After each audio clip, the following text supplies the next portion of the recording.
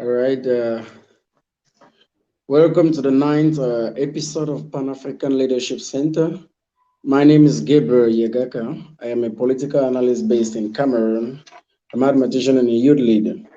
So we are streaming live on United States of Africa, a Pan African Leadership Center channel on Twitter. You can get it on Al Kebolan, and you can also get it via Lincoln page, the United States of Africa. So today we'll be discussing on the pernicious influences of democracy on Africa's emancipation and development. And we are pleased to have as panelists Mr. Saad Jama Hassan from Somaliland, an economist, a Pan-Africanist, and a youth activist. We equally have Eza Chimera Nwazo, leader of the OAF and CEO of ACCP Biogas. Welcome, Mr. Saad. Welcome, Mr. Chimere. Mr. Saad, just a word of we are welcome. Thanks, Gabriel Yakaka, and we are very blessed to have to be with you today for this beautiful platform, and we are welcome. Thank you very much.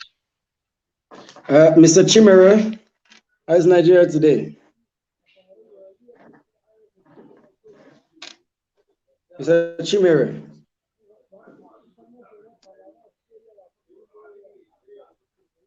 Okay, we assume we have a little fault. So we would like to invite Assad to take our first question.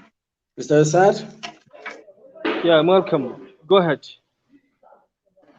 So we want to know exactly, can you tell us, how does democracy affect the economic emancipation of Africa? We see Hello, that everyone. I'm sorry.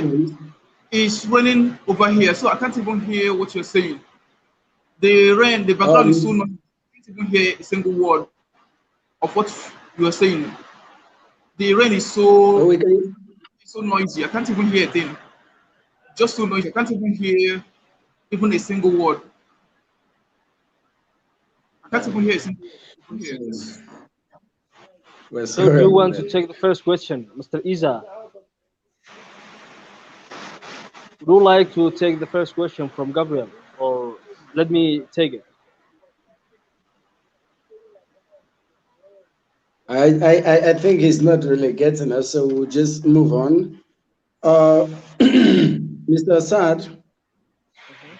so let us look at some very pertinent problems. We have noticed, some group of political analysts noticed that most of the countries which are monarchical, that's a monarchical form of government, have a greater sense of development, and those who are democratic, especially the the democratic countries, are super underdeveloped. And we are thinking that democracy is part and parcel of the problem. So we are asking, how has democracy affected the economic emancipation of Africa?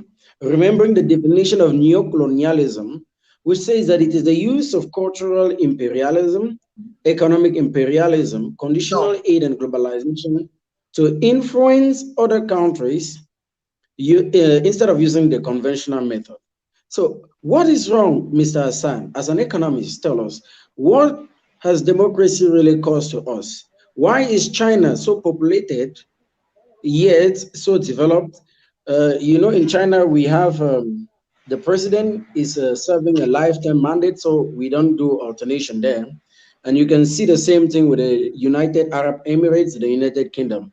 So, can you tell us a little bit on the democracy's effect on economic emancipation in Africa? Well, if I try to answer that question, I think as an economist, that the economy, African economy, must be free from the control and the intervention of the foreign affairs, foreign interference of foreign states and nations. For example, those countries you have mentioned are the machines that cracks the system to fuel the poverty, the less emancipation of African countries and development to sabotate the African development. So economically, it has an effect. As a matter of fact, when I'm talking about economics, as an economist, as an economic perspective, how Africa can be a development hub in the world. So I think to think about the development of Africa, first we have to think about how we can determine our fame and future within ourselves rather than to believe the foreigners and those who are not Africans to determine our decision making processes, whether we are going to develop or whether we are not going to develop.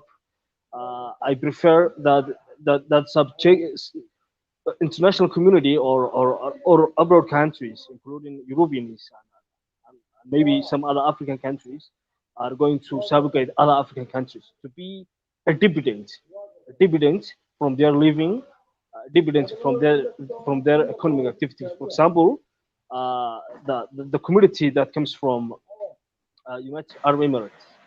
Uh, the Emirates consider Africa as the best market to be sold those goods and services, maybe. So I think that the suitable answer will be Africa must liberate, not just the brain crony process, but economically, socially, and politically. And, and in my point of view is that Africa must be free from those problematic issues, I think.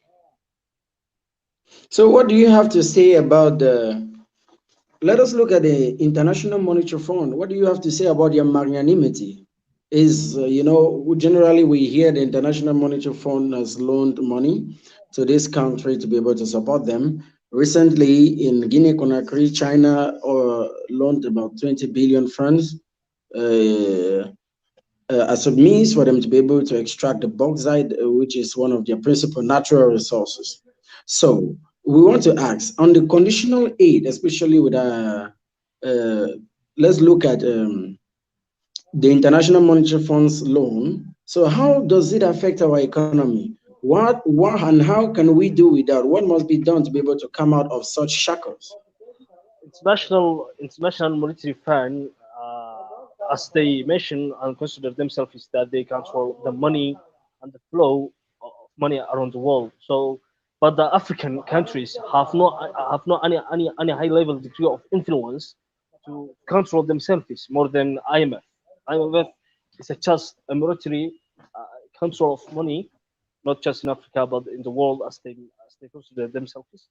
But I think that the international monetary fund have no any benefit from us. Africa is the richest country, is the richest continent in the world, and the poorest. That's what they wonder, what they always wonder, to understand what is the problem if we are the richest continent in the world, why our people are poor, why our institutions are poor, and principles and the steps that we have to take to to write to write back our solution. So international monetary fund have no any influence, any benefit. I mean, for African development. So we have to develop ourselves rather than to expect anyone else. Africans must have the faith to develop their selfies with their determination and confidence between the African people. All right. So you see,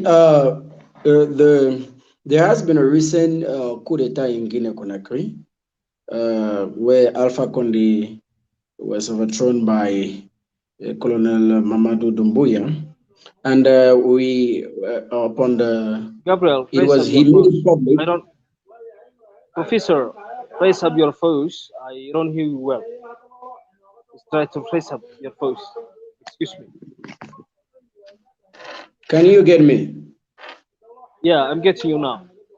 I can hear you well now. Yes, I was saying that there was a recent coup d'état in Guinea-Conakry, and this was I mean, we saw people jubilating because in the African minds and the African mindset generally, they consider long-term mandate as anti-democratic.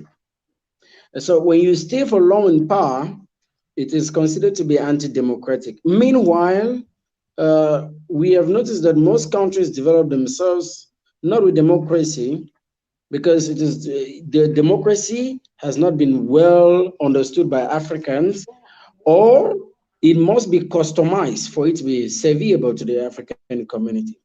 So I'm asking it relative to regime change. Is clinging to power anti-democratic? Or can Africa still define democracy in her own sense in such a way that it fosters development? Well, first we need, as an African people, first we need to understand as a whole what kind of democracy works in Africa. Is it a democracy that the African people make themselves to rule themselves and to to regulate their rules and principles as an African people, or is it a democracy that comes from other community in the world, or maybe Europeans or maybe Africans, wherever it sits. But first, we have to understand what kind of democracy that we want to make and to realize one Africa, aside from the Pan Africanism with a multidimensional way. I think so. I myself, I have no idea what kind of democracy works in Africa. Some countries, and that's very difficult for me. Not for me, but just many people around me, or many people like me, are wondering what kind of democracy Africa wants us to be. How Africa can be a democratic continent, and a democratic advocate, and I believe that the democracy is a rule of people, by people, for people. So, for instance, there are many countries in Africa. Each country has its own effect towards democracy. For example, you're from Cameroon and I'm from Somaliland. There are two types of democracy, Cameroon and Somaliland, if I compare. but that's why we don't have any much more understanding to analyze the the kind of democracy that's existing Africa right away.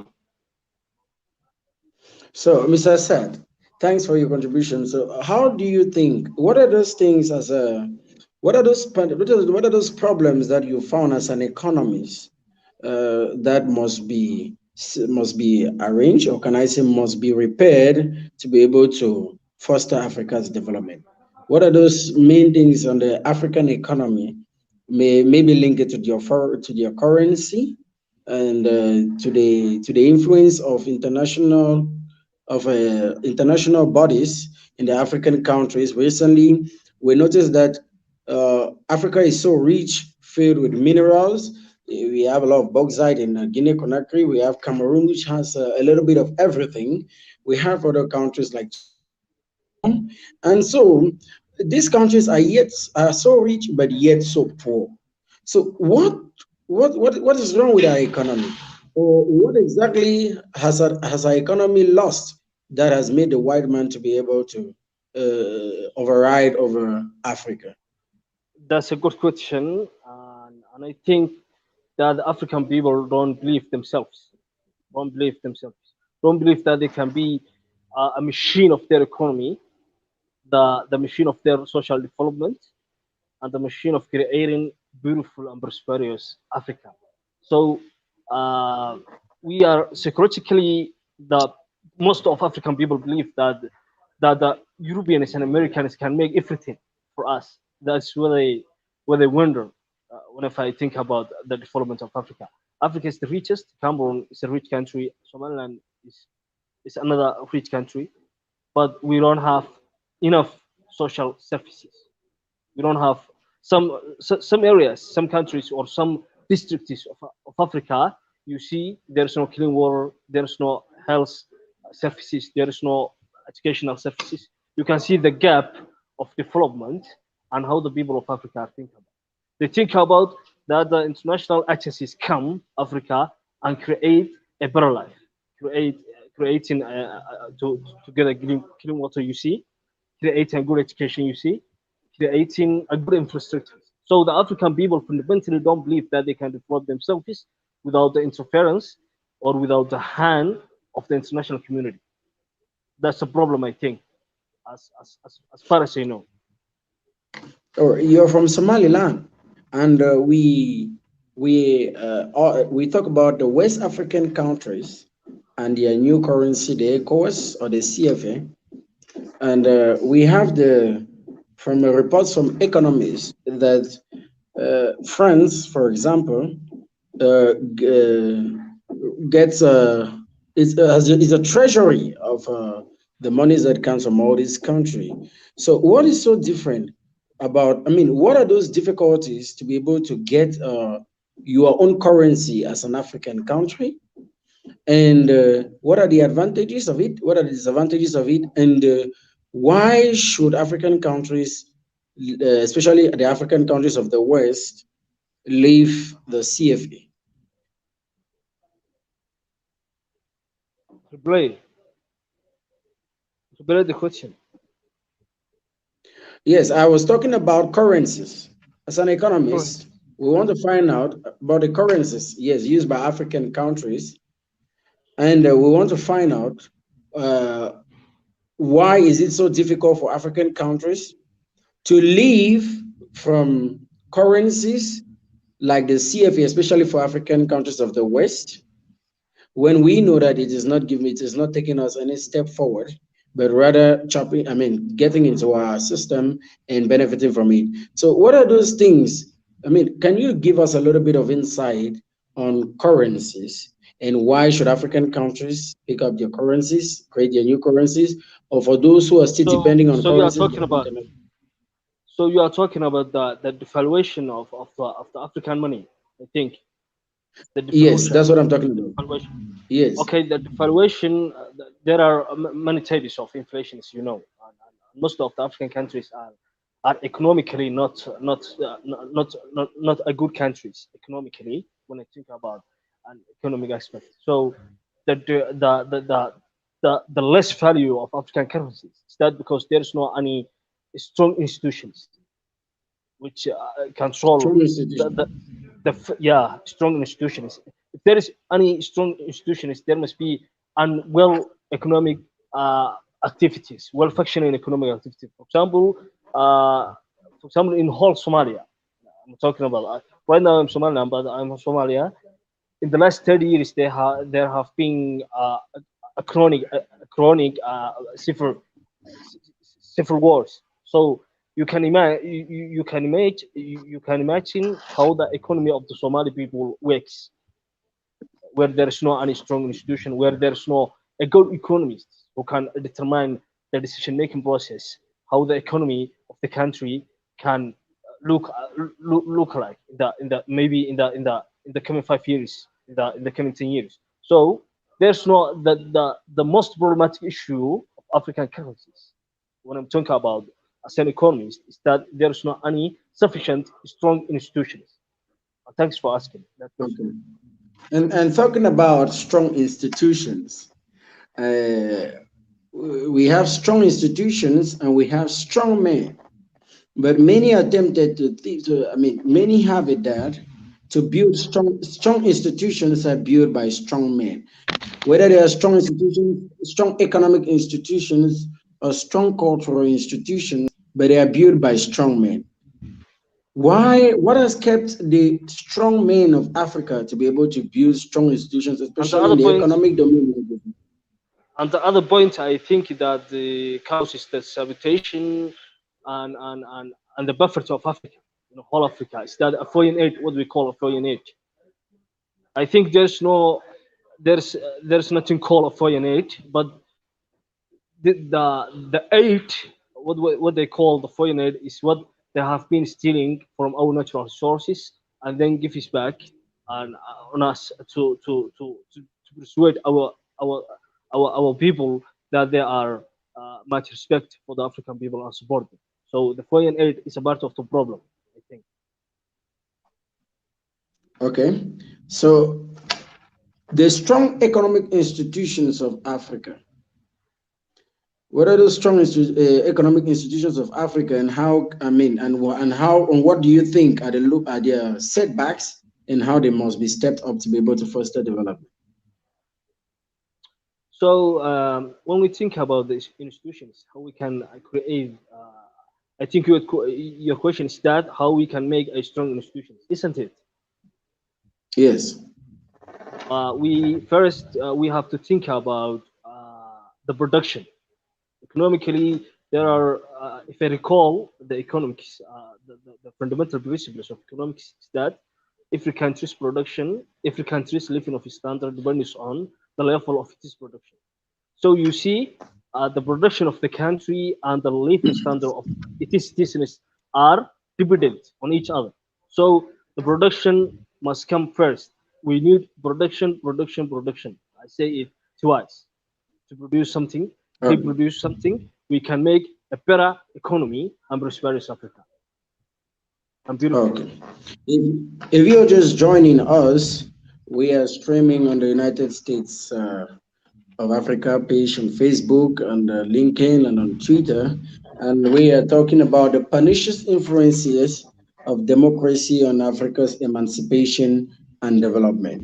So we would like to string back to the next, to the other most important questions, looking at democracy in a very deep sense of it. Most African countries see democracy as simply a rotation at the level of the regime, and so that's why they link it generally to coup d'etats that have been made in general. But we see that democracy, on the other hand, could be appreciated if African countries can contextualize their own democracy and use it to be able to foster their emancipation. Some political analysis of the East African countries. Oh, thank God, Mr. Ezere, is it okay? You back, Mr. Chimere? Again, can you mute? Can you unmute your mic?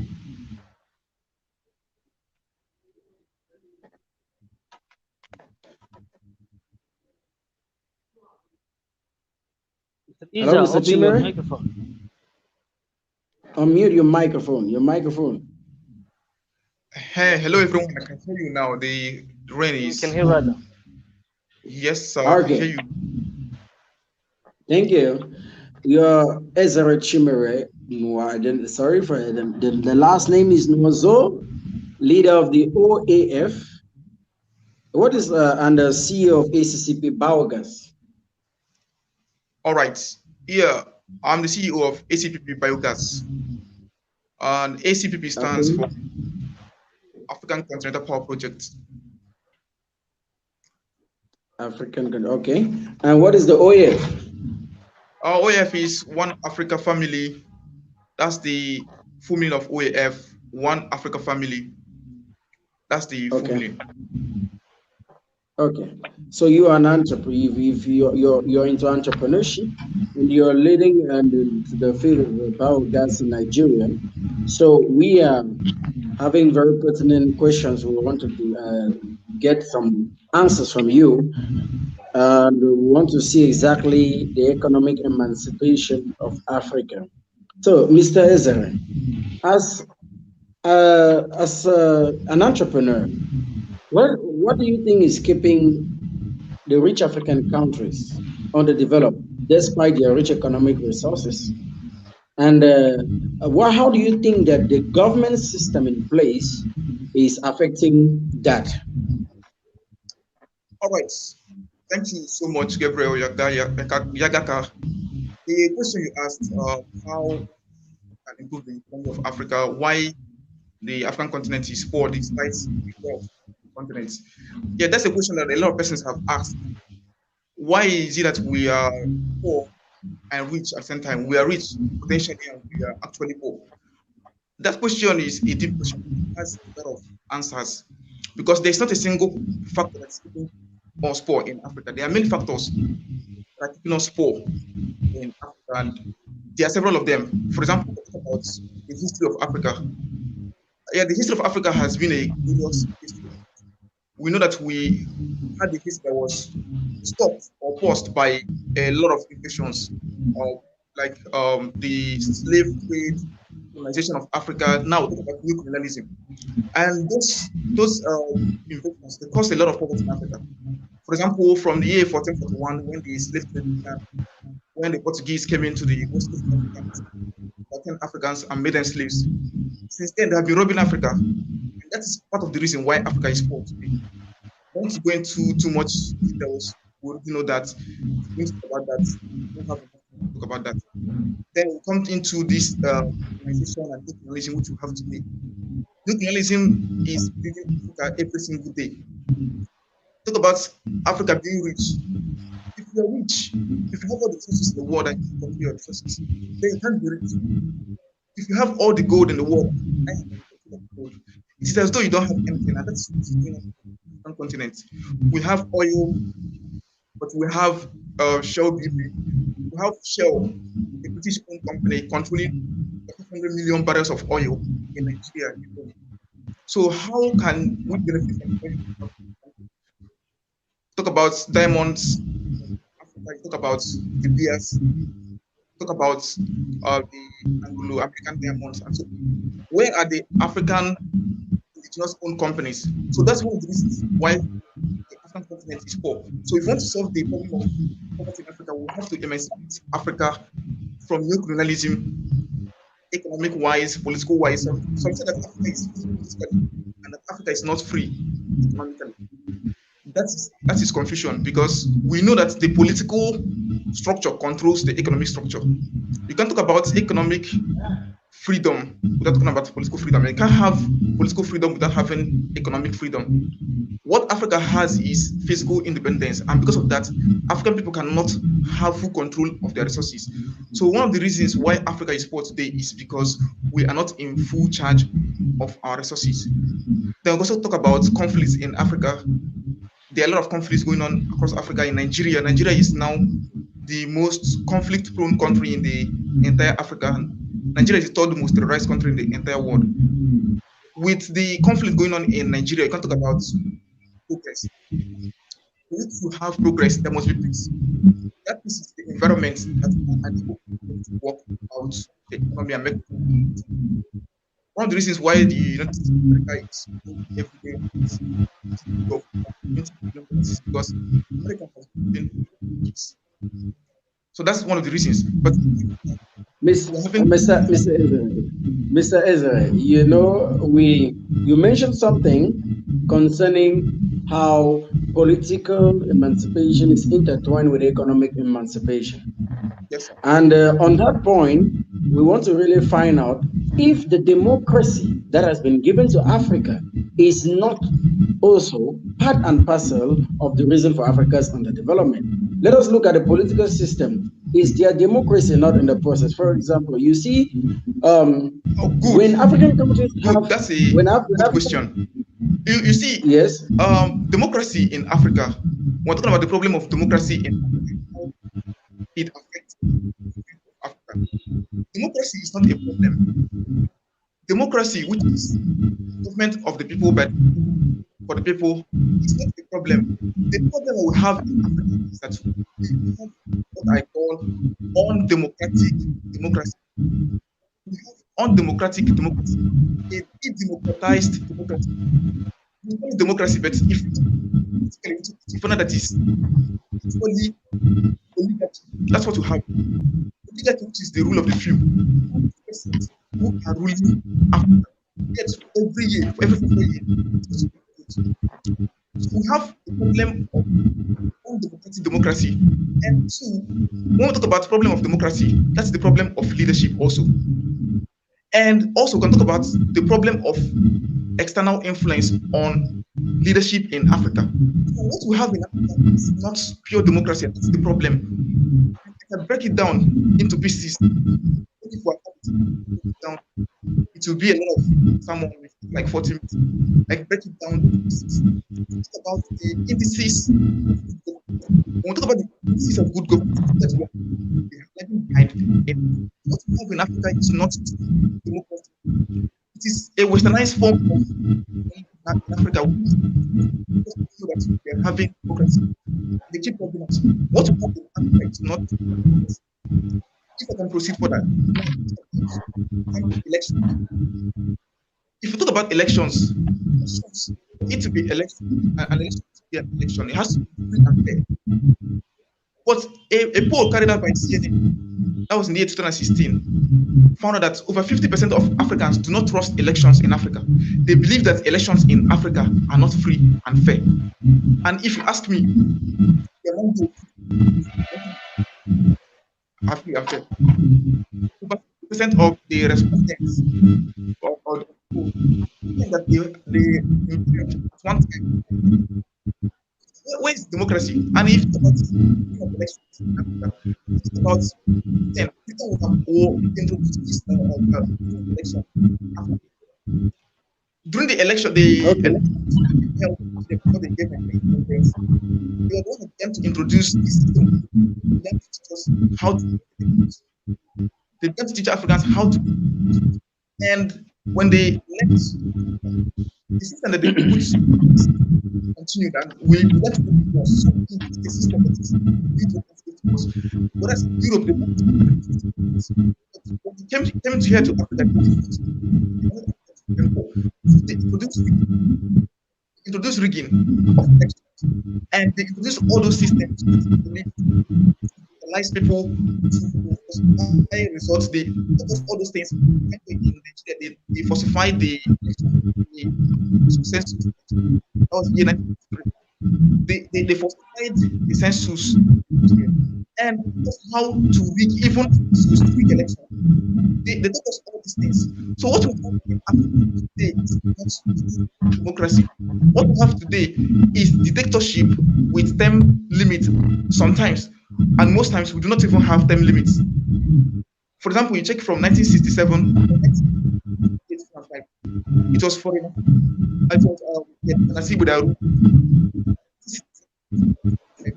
and who put him there? The French, the same French people that bring to 1967 to the year 2005. So where's democracy? Where's democracy? Okay. Since the year Okay, Mr. Ezer. Mr. Sak, Mm-hmm. yes, you did mention about strong men and strong institutions. If the United States is great today, it's generally because after building their country using monarchy, the United States now brought in democracy. So democracy is a sort of a maintenance engine, not an engine of development. And so you discover that due to strong institutions, once the strong institutions are set up, strong men now, whosoever comes up to leadership can govern, because the strong institution stands with time. In fact, what is the question? The question is, do we really need the kind of democracy that causes alternation at the level of power? Or we need the kind of democracy that is first focusing on the African development? Because one is tempted to think that the term limit that has been given to African countries is what was no Africans are not used to. Africans are used to how do they call it, chiefdoms, kingdoms. That was what Africa knew before until the white men came for colonization. And now it has become a problem because some presidents after barely know or manage their countries or understand their countries better at the end of their second mandate. But that is a time too that they have to leave for a new person to come. So this constant regime power change, does it not affect the economy? Do we really need a democracy that constantly causes regime power change, or do we need a democracy that focuses on manufacturing our products and selling it to the international community?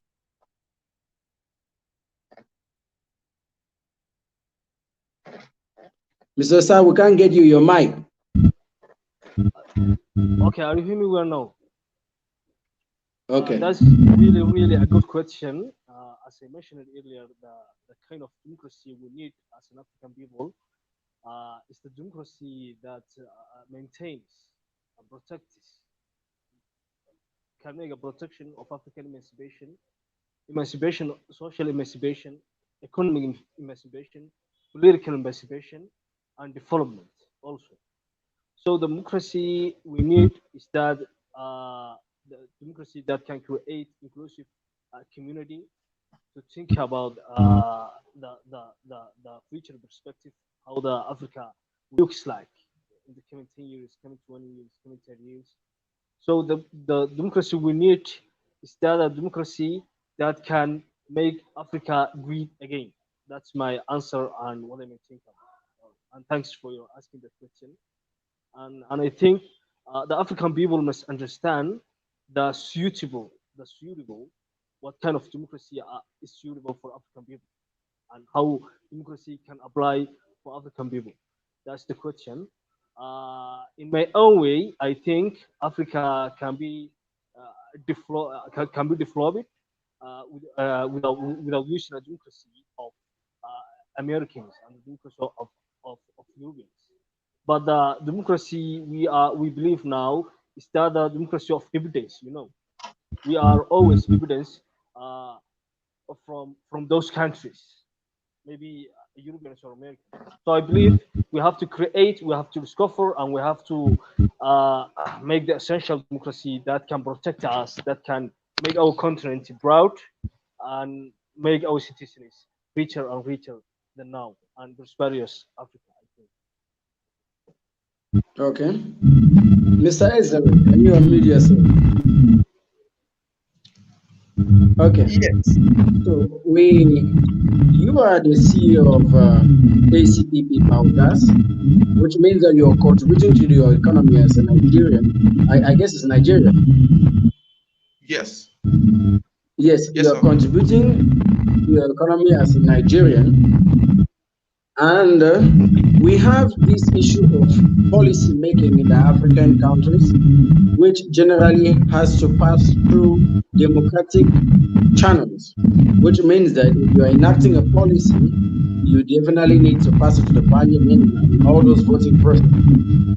And we also know that democracy was defined by some political figures or great philosophers as the dictatorship of the majority. And one of those philosophers equally said that the majority sometimes simply means that all the truth is on one side, which means that what has to foster development in the African countries is not supposed to be open to the point that it always has to be everybody's contribution, because everybody's contribution doesn't have a place in all circumstances.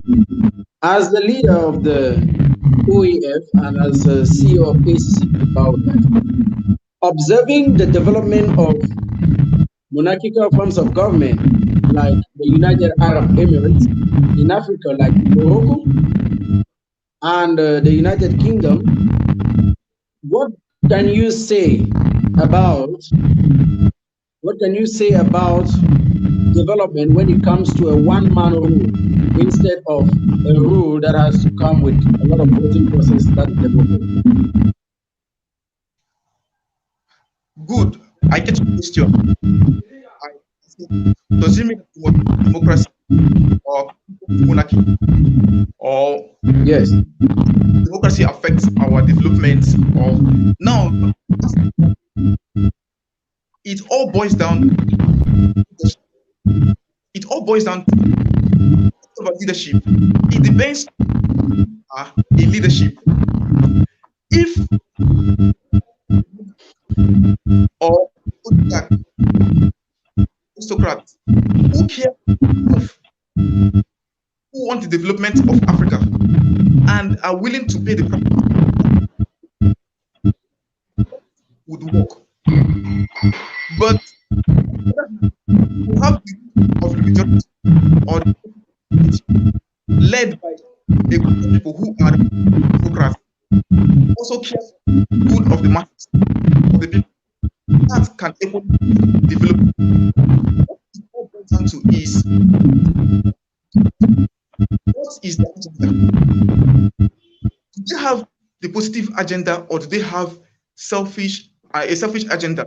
If they have a positive agenda, let's say a monarchy, if you have a monarch that has the good intention, for example, someone like Gaddafi, when Gaddafi ruled Libya, he ruled Libya, for example, like sort of a monarch, and he transformed Libya before he began to implement his principles of democracy, which he penned down in the Green Book, which talked about committees, use of committees to rule the country in a form of direct democracy.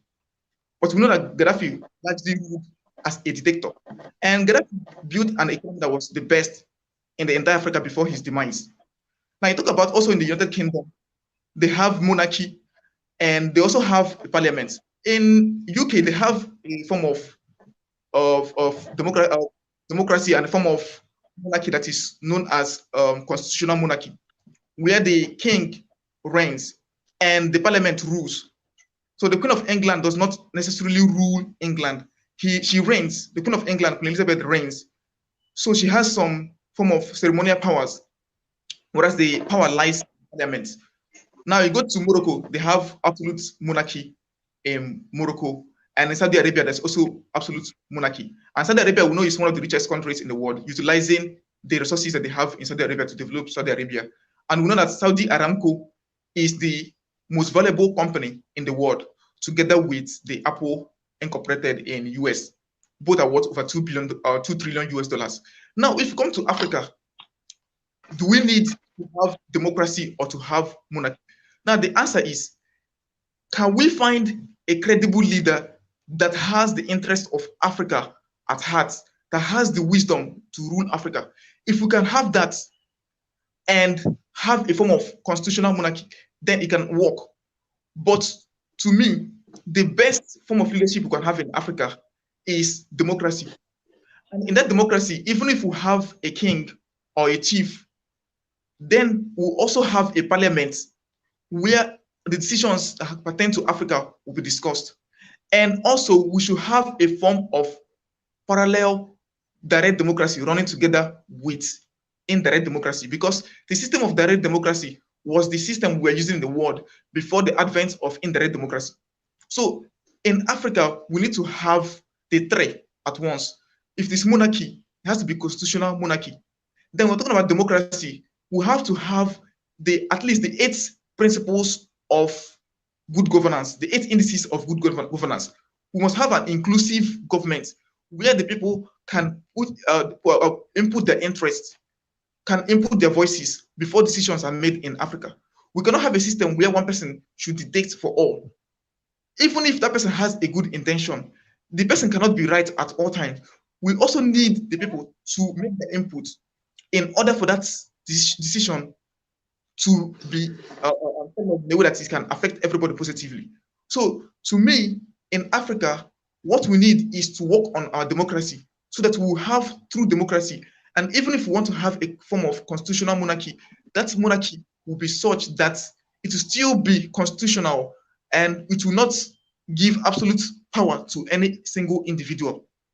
Because once you have that, as the saying goes, absolute power corrupts absolutely. So we need to work on our democracy in Africa. For example, our elections must be freer and fairer.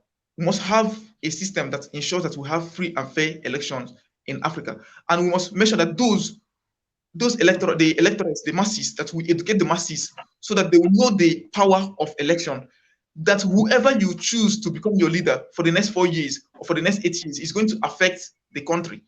Because leadership is the singular most important factor in the development of any nation. Once you have good leadership, that nation will become a great nation. We have mediocre leaders, we have bad leaders, the nation is going to suffer for the next 4 years, for the next 8 years. So we must work on those who we allow to become the leaders in Africa. So if we want to have any system, whether it's going to be constitutional monarchy in Africa, we're going to have democracy in terms of presidency, prime ministership, or so on. We're going to make sure that we make it to be as inclusive. We're going to make sure that we have free and fair elections in Africa. We're going to make sure that we have a system of accountability.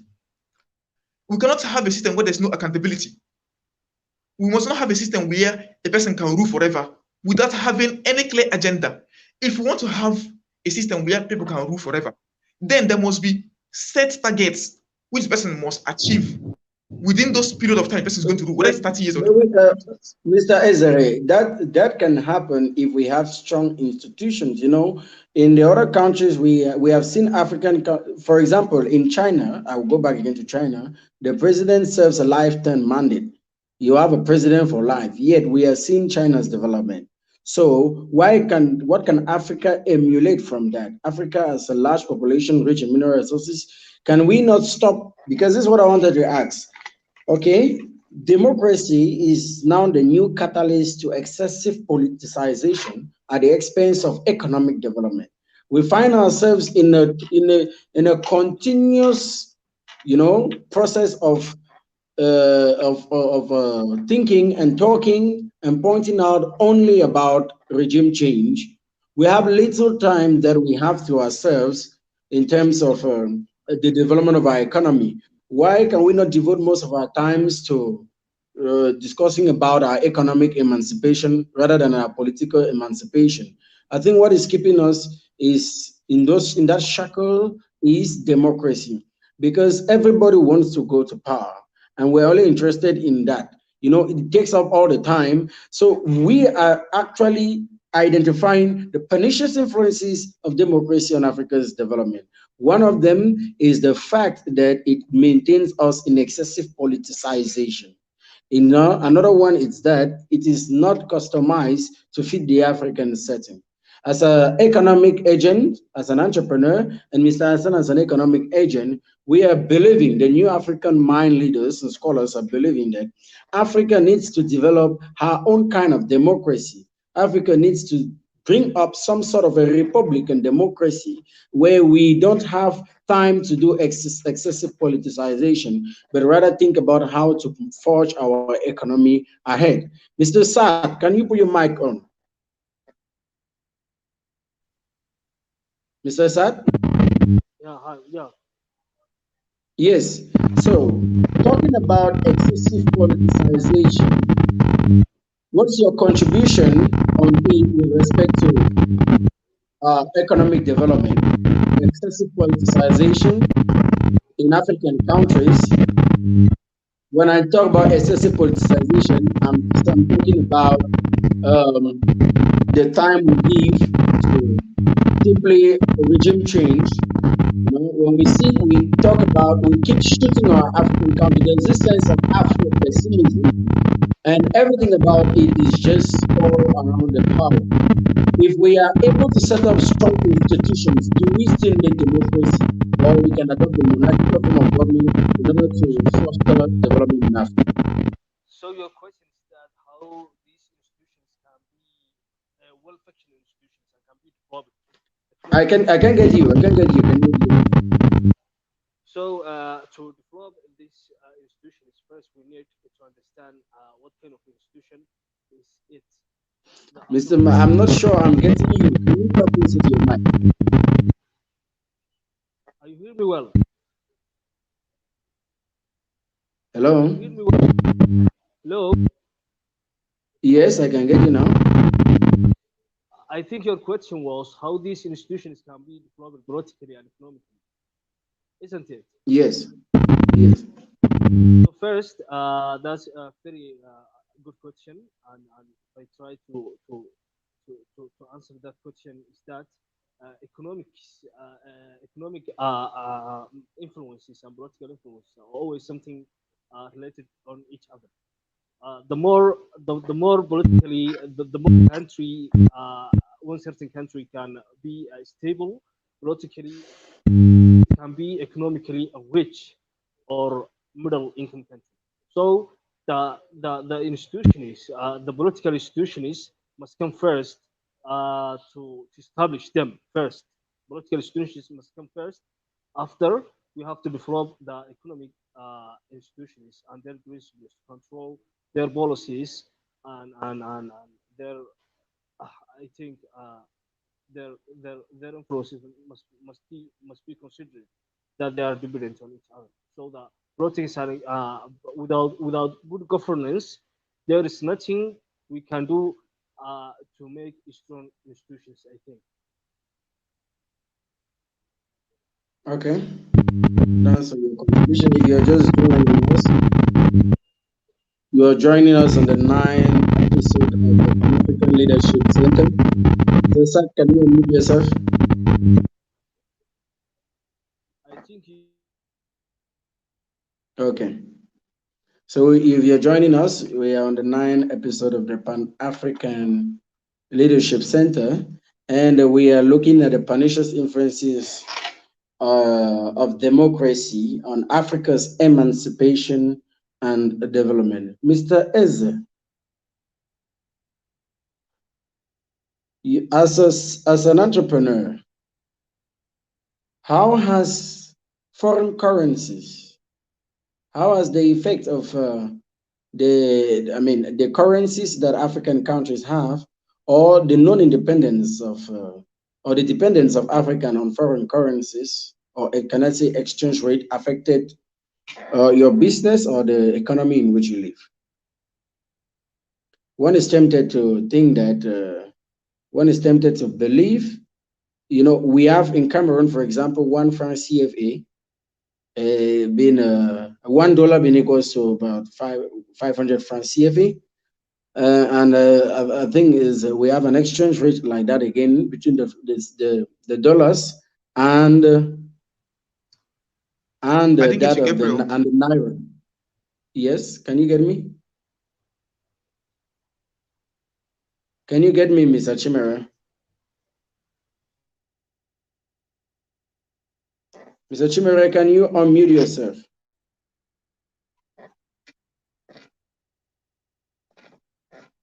Mr. Chimera, we can't hear you.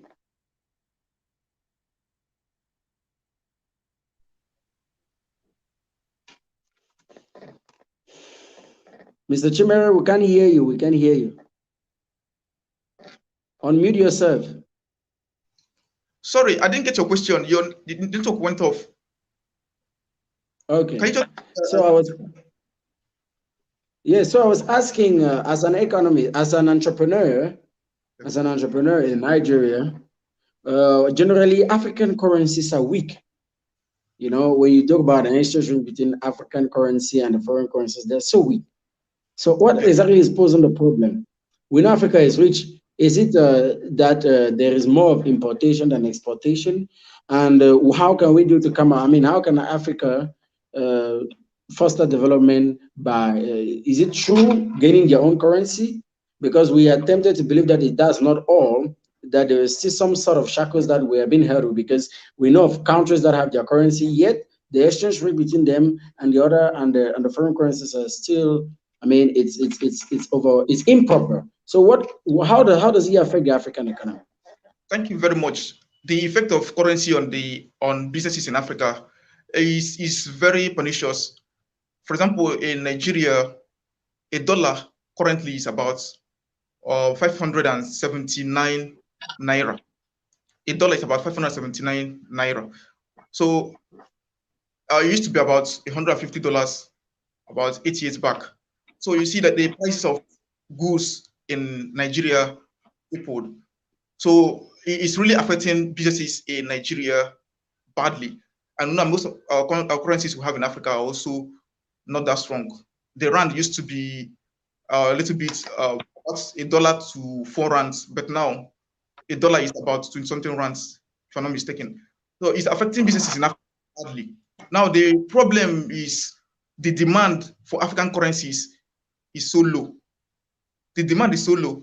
For example, if you want to sell oil in Nigeria to any country in the world, you have to sell it in US dollars. That means the dollar is constantly in high demand, but the naira is not in high demand. So the currencies in Africa are in low demand, so low. And in economics, the higher the demand, the higher the price. The lesser the demand, the lesser the price. So African economies need to come up with a singular currency. That's number one. Gaddafi talked about the Afro. Because of that, they killed him.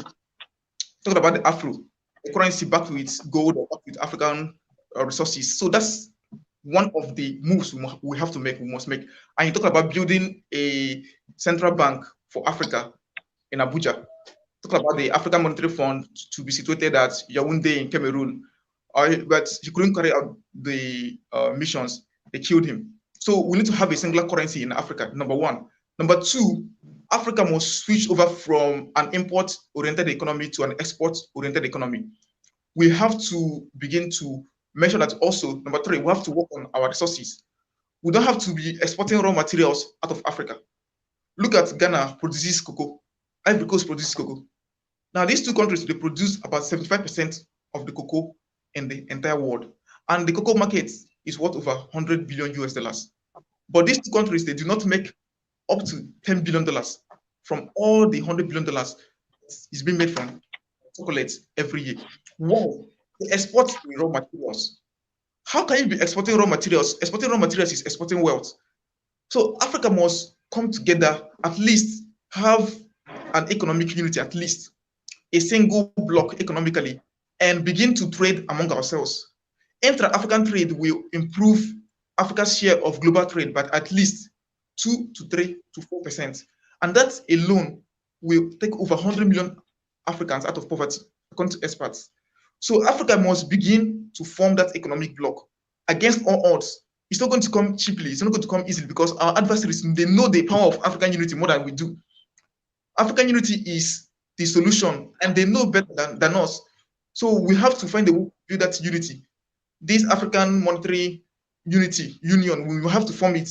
A single currency, single economic bloc. Okay. We must have it. Then we have to start exporting finished products. No country becomes great by exporting raw materials. China doesn't export cocoa to Africa. China doesn't export only rice. China produces cars. China produces electronics. They produce shipping materials. They produce materials for making ships. They produce all those things that we need. They produce mobile phones. Now they have TikTok. They have Alibaba that sells services across the world. Which one do we have in Africa? They have Facebook in US. What do we have in Africa? With Facebook, the US has something to sell to the world. With Twitter, they have something to sell to the world. What do we have to sell to the world to make them to demand African currencies? And that will not be enough. We must have a single African currency so that when we are selling goods and services to the world, we are selling it with African currency, not with dollar.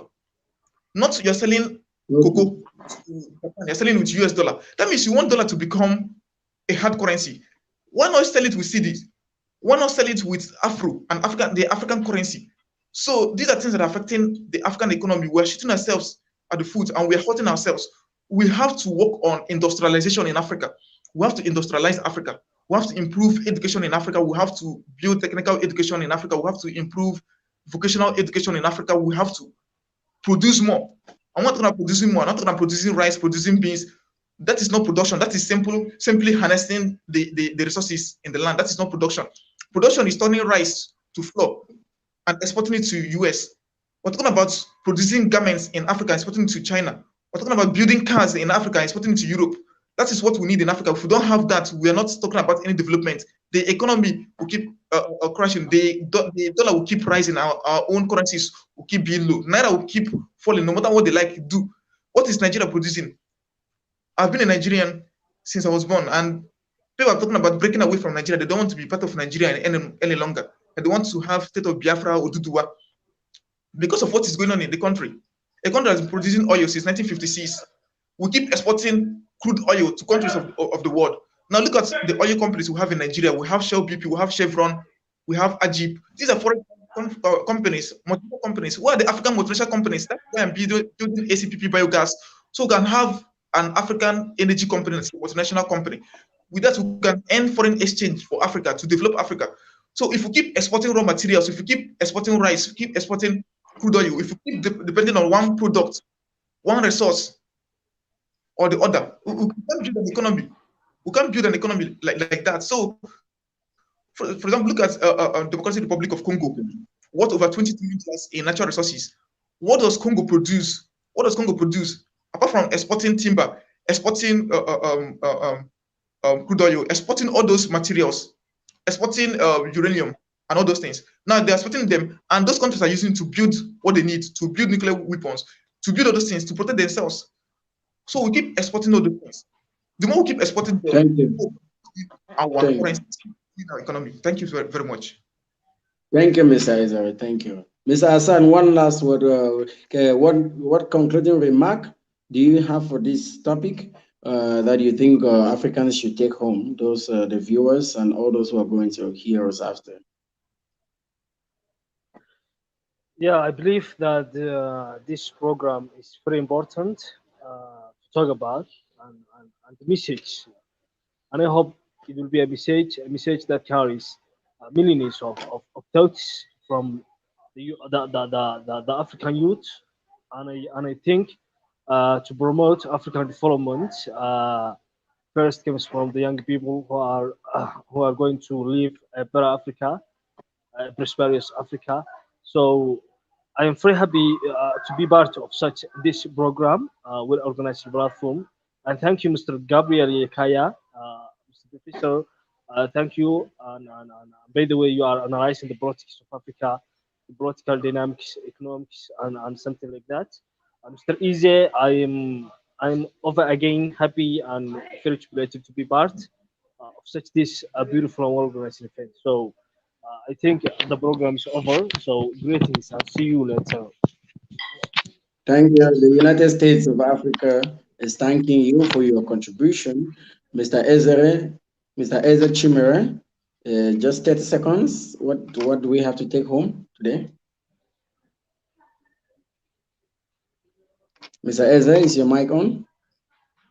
All right, my mic is on. All right. So what do we have to take home? Just 30 seconds. Yes, 30 seconds. All right. Thank you so much. In this seminar, we need something like this to educate Africans. Thank you, Gabriel Yagaka. Thank you, Assad. Thank you, Daniel Mabono, for organizing this show. We need the education in Africa. Is the key to transform the mind of. So we need to transform the minds of the people of Africa. We need that education, which is the key to changing the world, according to our leader Nelson Mandela. We need that education to transform the minds of Africans. So we need something like this to keep happening all the time. So when we transform the mind, we can then transform the United States of Africa and solve this problem of leadership and have the kind of leadership and kind of democracy or the kind of leadership that we have in Africa, whether it's democracy or monarchy, constitutional monarchy, anyone that we have in Africa, we will come together as one people, leaders and people of Africa, to decide the best for us and will not allow the West to decide for us what we will have in Africa, and then we can reclaim the stolen mandates that they took from Africa. Thank you so much. Thank you, Mr. Eze. Thank you Thank too. you. Thanks to all the viewers. Thank you, Mr. Assad. Mr. Assad, I want to let the audience know that he is from Somaliland. He's an economist, a Pan-Africanist, and a youth activist. Mr. Eze Chimere is a Nigerian. He's a leader of the OAF and the CEO of ACCP Biogas. We thank the coordinator, Mr. Daniel Mwambuno, for putting this uh, for making this possible. And we also say if you have any contribution on this topic, you can always drop it as a comment on the pages or the platforms of the United States of Africa. Thank you. This was the 9th episode, and we are equally going to join you back on the 10th episode to talk about many more topics that is going to lead to Africa's emancipation and development. Thank you, everybody. Thank you. Thank you too for Okay. organizing this event. Thank you Okay. very much. You and Daniel and the audiences and the guests and on behalf of the guests, I say congratulations. Thank you. Thank you. See you next time. See you. See you. See you. See So you. Bye bye.